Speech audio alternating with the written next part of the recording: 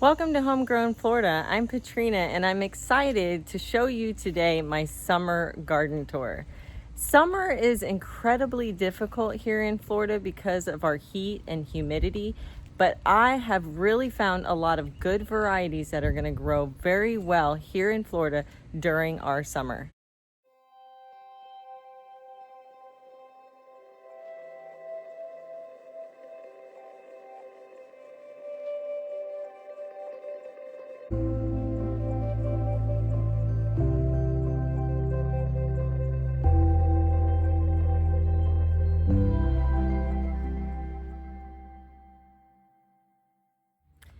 Every garden season, I put together a goal or plan of attack. So I always have 2 or 3 goals that I'm trying to achieve for the garden, as well as 2 or 3 new plants that I haven't grown before. My goal for this summer was to grow all the beans that we needed for a full supply or year of food, as well as all the sweet potatoes that we're going to eat for the year. The 2 or 3 plants that I grew that are different this time than any other time is I finally got into tropical varieties of squash.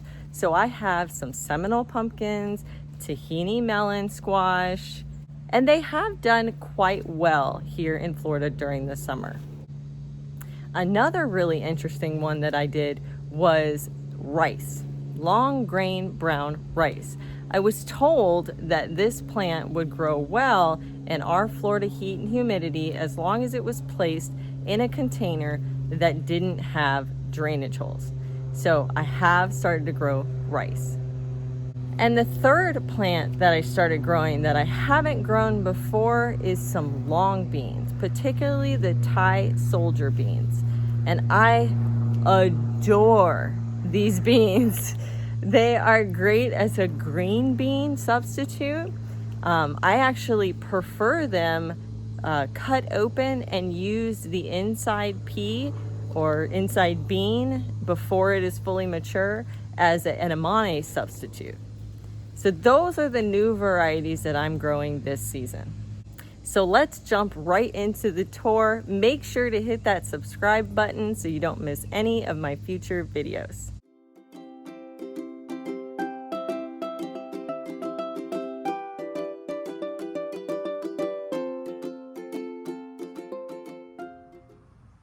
We're going to start the tour with my lemon tree here in the corner. This is a Myers lemon.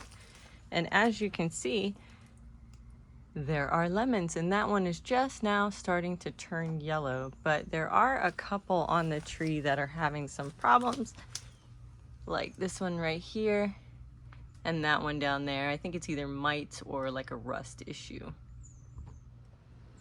This is actually a long grain rice that I'm doing an experiment with, testing germination and growth patterns during the summer. So far, doing very well. This is a pot that does not have any drainage whatsoever because rice does like to be flooded. In my first bed here, I have a few things going on. So the first is in the back there, I have sun hemp. It is a cover crop that I am testing out this year to see how much biomass I get from it. This right here is a very large summer squash. It is the prolific yellow straight neck squash. Something that is happening though is, I don't know if you can see that very well, but there's a lot of damage happening at the base of the plant. I believe this to be squash vine borer, so I suspect this plant is on its way out. Other things I have going on is a bunch of my strawberries right here. And I have a rosemary bush kind of being hidden by this growth that's actually coming from this side of the bed. This was not supposed to be a heavy vining plant. I was told it was going to be a semi-vining. That is not correct. And there we have a little wasp hanging out. We'll leave him be, but this is a Thai soldier long bean. You can eat these like this one is as a green bean. I like to wait till they get super bulky to where you can actually see the bean pods inside. and eat them kind of like as an edamame substitute. But another way is you can do them dried. So it's really up to you how you like them. And as you can see, lots and lots of biomass. way too much. Right here I have a Jackson Wonder Lima bean, and I am actually letting these plants die out. They are almost at the point where they are going to start dying out, so that way I can take these and let them dry completely on the plant and have dry lima beans. That's the purpose of this one. On this bed, this is my sweet potato bed, and I planted them this side first, and then I made my way back there. So as I've been looking and checking on them, I noticed that this side has already got some sweet potatoes coming in. Let me see if I can dig us down in there. You can see them right there. Those are sweet potatoes actually coming up out of the ground. Sweet potatoes are not like white potatoes, so it's not like a huge deal if they catch some of the sun, whereas regular white potatoes, if they get too much of the sun, or any of the sun really, they get a poison that accumulates, causing the potatoes to turn green, and then they're not edible. But sweet potatoes are not that way. I do have, if you can kind of see here, there's a pepper plant mixed in here. It's a perennial, so I've been kind of leaving it, hoping that it makes it. And then I also have a eggplant here that's not doing super great. My pride and joy is this huge plant, which is my Puerto Rican black beans. And each one of these pods are going to dry, and they give you about 15 to 20 black beans per pod. And as you can see, the entire plant is loaded. That should give us enough black beans for the entire year. Down here inside the canopy, I have sweet potatoes going in here as well. There's also, deep in there, a pineapple tomatillo plant that is basically dying out, that has given me a ton of pineapple tomatillos. But since it started getting a tremendous amount of shade, I'm getting far less. So we're gonna head over this bed. This one's a little sparse because some of the things that I had tried in here before did not work out. What we have right here are the pineapple tomatillo. This is another one, and I kind of just let roam all over this corner of the bed right here. And as you can see, there are some that have fallen to the ground there. And then there's also some that are actually still on the plant, and I'm just kind of letting them dry. You want them to completely dry and fall off, and that's how you know that they are ready to be picked. That's the easiest way. Also in this bed, I have, this is a Tahini melon squash that has a little bit of powdery mildew going on. The other thing I have in this bed is these little guys, which this is my actual second planting. And these are Zucco beans. You can see the little bean pods coming off these. I've got some that are dying off, as you can see, and then some that are brand new, just coming in.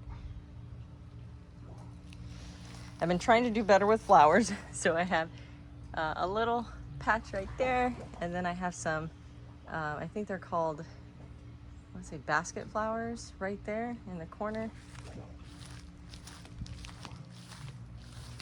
Yeah, they're really pretty. Never been much of a flower person, but the bees love them, and they have been showing up tremendously. I have not had to hand pollinate anything. This bed right here has the Tahini melon squash growing this way from over here. As you can kind of trail it back all the way back there. Very long vine. But then we have our cowpeas. I have like 4 different cowpeas in this area. I was trying to trellis them up in the beginning, but then I changed my mind and I just said, you know what? Run wild. I don't mind a wild garden. My dinosaur kale came back and then got eaten alive, so I'm just kind of ignoring it as well. And here is my first Tahini melon squash. And it's huge. I have it hanging outside of the bed in hopes that it helps it get bigger. And then I have a bunch of peppers that I've planted. I have Anaheim chili peppers, poblano, some orange snacking peppers, some bell peppers, some pepperoncinis, some banana peppers. There's a bunch, and then I also have a bunch of seedlings. And over on that side, I have another squash, which is the Seminole pumpkin. And I do have one in this bed over here that you can see, my first one.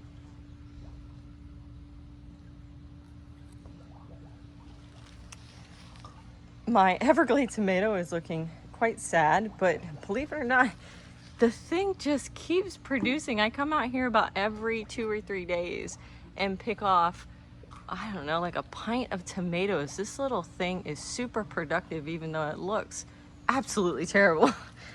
Once again, trying out flowers. So here is a zinnia that I planted from seed. I have a couple of broccolis and some carrots down here that I had less from over winter. I'm trying sunflowers. They're not doing the best as they could be. This massive thing right here is a cucamelon. It was producing early in the season, and now it's gotten a lot of growth, but it hasn't produced any flowers in a while. Or if it does, it dries out and dies very quickly. So I'm thinking that cucamelons may not be the best choice for summer. So I'm gonna just let the plant continue. Couple more sunflowers over here. Now we're headed over to the green stalks. I only have 2 of them filled right now. I have a 3rd one that I'll be putting out. This is my basil, and it looked really bad a few months ago, but I trimmed it down, like basically brought it all the way down to here, and it just exploded. Now it's trying to flower again, so I'm gonna have to cut those down. I have some pink Swiss chard. It's actually still doing well. This is my calendula, another type of flower, but I use this flower to create oils for like medicine, basically. My thyme, which has always struggled over here. And then in this one, I have kind of assortment of stuff. I keep the mint on the bottom, and then I have some lavender, some flowers, some lemon balm, some perpetual basil, which is now my new favorite type of basil, a crazy amount of oregano. I have stevia, sorrel, which tends to struggle during the summer, but it will grow really bushy during the winter. Here is my pineapple sage, and then I have some regular sage over here on the other side. I've started some of my cuttings. I'll do a lot more of this before winter hits, so that way I can save some plants that tend not to do so well during the winter. These 3 right here in pots are my Roselle. That's the Florida cranberry. That it's basically a replacement for cranberries, and we use them to make cranberry sauce for Thanksgiving. Here is my Cranberry Hibiscus, which sometimes people mistake for the Roselle. Obviously, they're very different plants. I need to cut this one back pretty far because it's got some leaf damage going on. I've got a little pineapple here that's starting to turn yellow. Definitely not as big as I was hoping it would get, but that's okay. The next one up is my peach tree. This is already produced for the season. It's having a lot of yellowing in some of the leaves. It's just been a really hot, dry summer, which is kind of unheard of for us here in Florida. We usually have a very wet, humid summer. This is my lychee, which up until just a couple weeks ago, this is all new growth, and this up here is all new growth.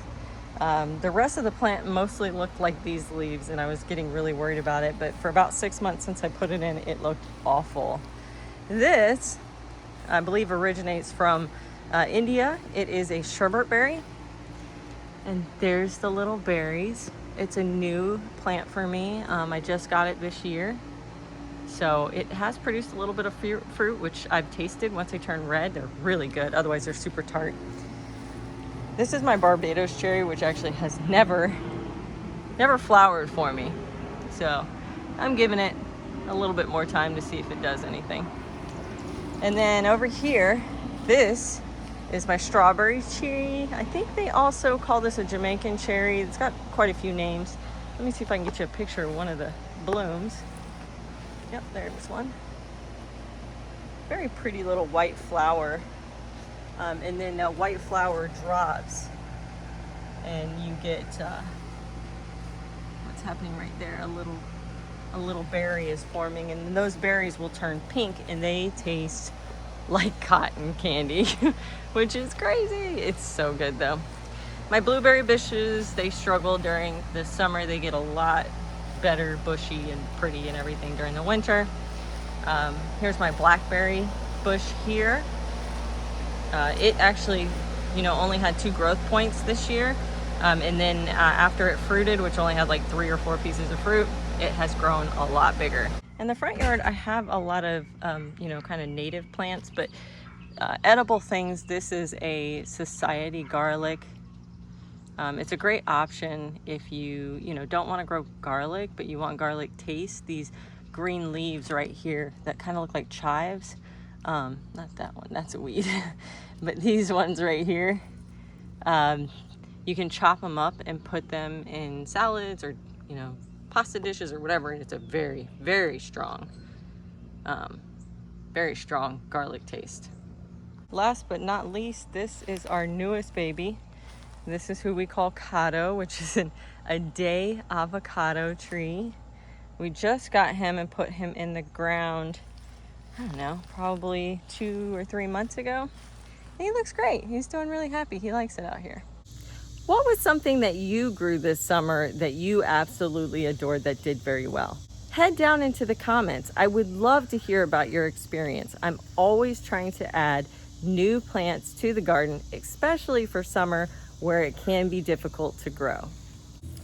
Since summer is getting close to being done, it's time to start planning for our fall season. So I'm gonna put up a video here that you can check out about how I did all of my fall planning for my fall season.